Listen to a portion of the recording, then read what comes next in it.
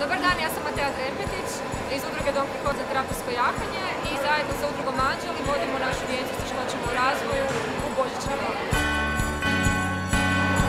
Evo, stižem.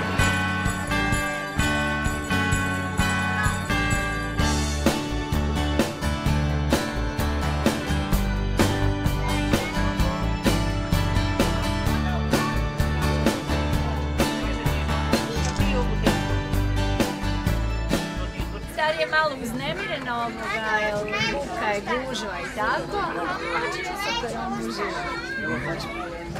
Da, ima napretka, ali znate, ono dijete tako zvano dijete flip-flop. Čas je super, čas malo onak stojimo, ali dobro, zadovoljna sam.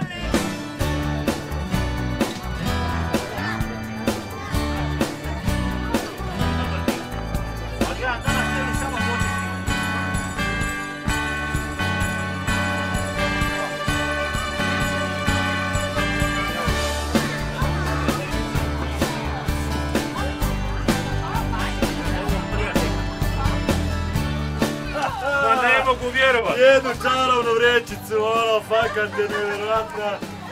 Ono, možeš svašta radi s njom, ne znam, ono, ispružiš jedan prst, oklupiš vrećicom i abrakadabra i budu dva prsta, to moraš probati. Marko inače obožavatelj vlakova, ljubitelj vlakova i ovo mu je bilo uvijek iznenađenje da jutros nije ni stao da igra.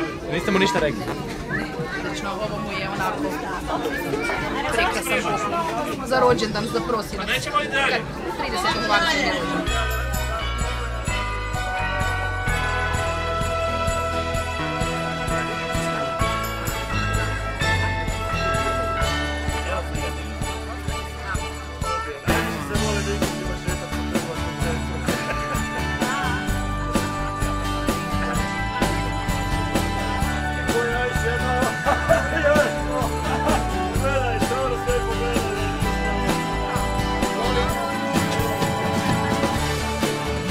Ovo bi trebalo ne samo ovako, baš u nekim drugim prigodama malo ovako nešto.